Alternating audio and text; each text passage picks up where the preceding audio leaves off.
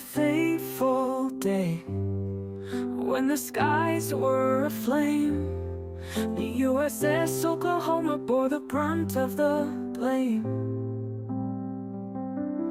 In the heart of the storm, where the torpedoes roared, brave men were entombed, but seemed like forever, but never ignored.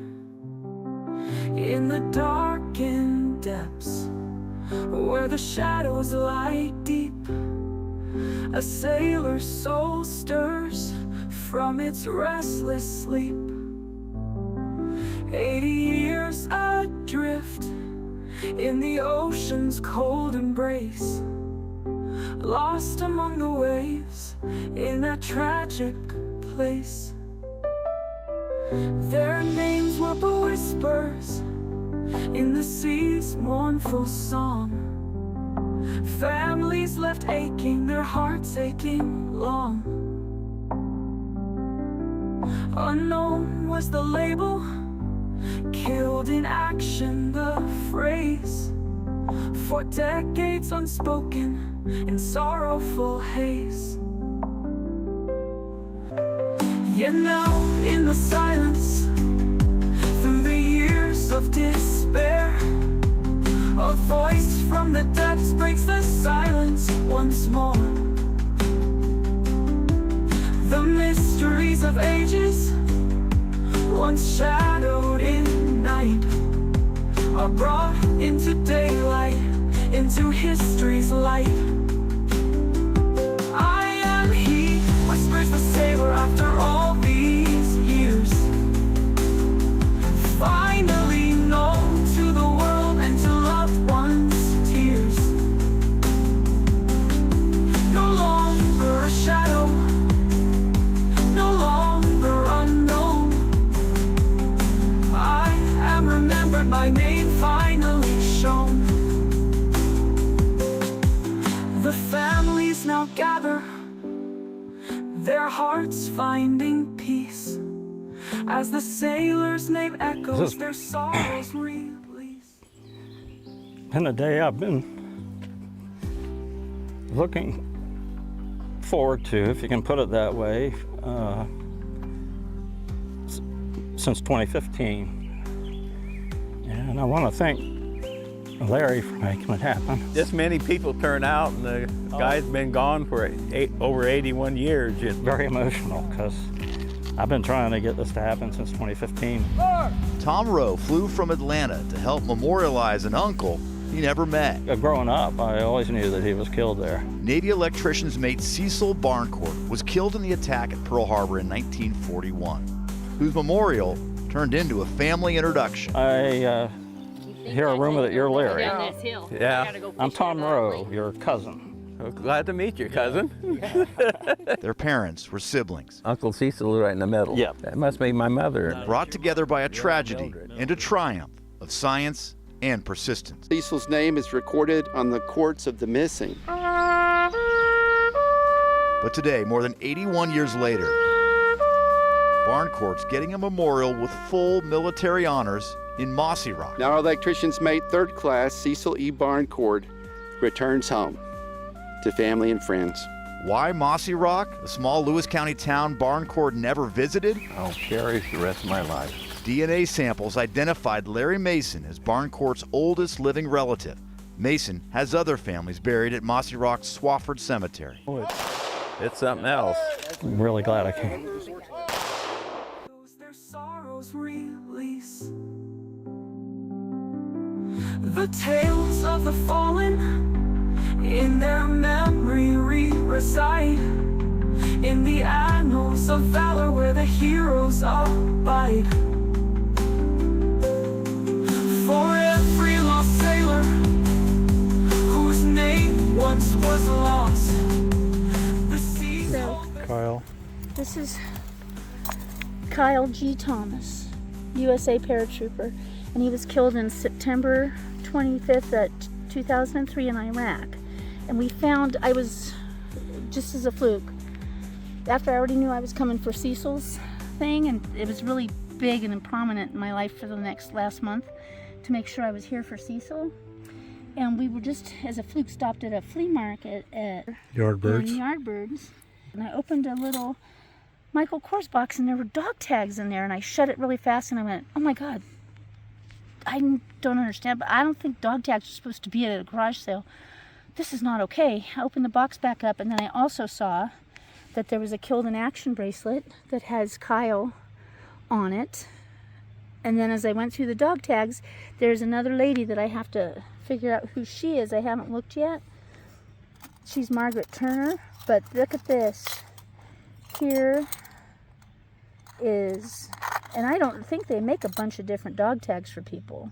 So I don't know if these are the dog tags that were on Kyle Thomas, but his dog tags were in there with his bracelet just thrown in an old box, or a flea mart thing. Mm-hmm. And I was like, this is unacceptable. And I started crying. I was heartbroken.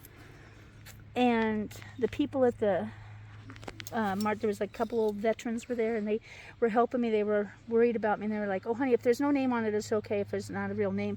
And I said, no, it's real, there's names on there. And I started crying, and I said, and here's this thing about him dying. And so the people in the place got this beautiful little box with velvet in it and put it together and put the dog tags from Margaret and from Kyle in there for me. But as I was standing there, and they just gave them to me so that because I'm going to find their family and give it back to them. So anyway, I'm sitting there and I'm holding Kyle in my hands. I've got his bracelet. I put his bracelet on, and I'm holding his dog tags. And out of nowhere, this huge monarch butterfly, about this big, just flitted in, real light and soft, and it just stood right in front of me, or flew right in front. It just stood there, flapped its wings, and then came in real gently and just sat on my shirt and just looked me in the eye and was like looking at me. And I'm standing there crying with dog tags, and I was telling the people that were further away, I go like, oh my God, a butterfly, it just landed on me. There's a butterfly, it landed on me. And everybody was like in shock, and the guy comes out and he goes, I saw that on the camera. And I said, it's a sign, it's a sign. And I thought at that time, I told Brad, I think it's the kid from Pearl Harbor letting me know. I think he brought me to this. I feel like I'm tied to this because of Cecil helped me find Kyle Thomas. And so I feel like it's tied together. So the first thing when we get here... And they were both stationed in Oh yeah, when we looked them Topeka, both up, Kansas they were both... for a no, I while. think they're both from Topeka, Kansas. They were both born and raised in Topeka, Kansas. Oh, maybe. What are the odds of that? Yep. You know, the same soil, born in the same place. And then you being born in... And I was born in Pearl Harbor, so I was raised and swam in the waters where Cecil worked and lived and passed away. So anyway, we get here today, and the first thing that happens, it was just so emotional. We ended up on the freeway. We ended up being in the procession, saw his hearse coming here, and just, I mean, such an honor to help escort him to this place. We get out, and the first thing that happens is a big fat monarch butterfly comes flying right across in front of me and flies across over Cecil's casket. So he's in a beautiful place. You can hear the wind swishing through the trees, and you hear robins singing songs in the background, and there's just butterflies crisscrossing everywhere, which is such a beautiful place to be laid. And down there is Swofford Pond. There's a little, looks like a lake. They call it a pond, I think it's a lake. Swofford, but anyway, yeah. Swofford. And Swofford. I never say it right. But anyway, just know that Cecil's in a good place. He's completely dressed in his Dress uniform. He's only a skeleton, but he's there, and he's in his uniform. Because they found all his remains. Yeah. And his whole skeleton. And they did a DNA and everything, and identified him just a few years ago. Notified the family, and then they flew him here for a service. He was a baby, you guys. He was 24 years old. Just a baby. And what a horrible way to go. So they found scary. almost his whole entire skeleton, and then they dressed him in his dress uniform. I'm so sorry, baby, that it was so scary. I'm so sorry, it was so scary. Thank you for telling, Amy. It was quite an experience. Yeah. We know things don't happen by chance. They happen for a reason. And we're honored to be here. those boys stuck on that ship and left in there. So that's how we got connected to Cecil, and what happened to Yardbirds when we were going through this stuff. So we're just honored to be here. We know we were supposed to be here, and wanted to dedicate this to the family and to Cecil. Hopefully this brings some relief to the family. I want to thank you guys for coming along and staying to watch this video, and we appreciate it. At Swofford Cemetery near Mossyrock, Washington. Max Production TV. Thank you. Where the brave find their grace. They are known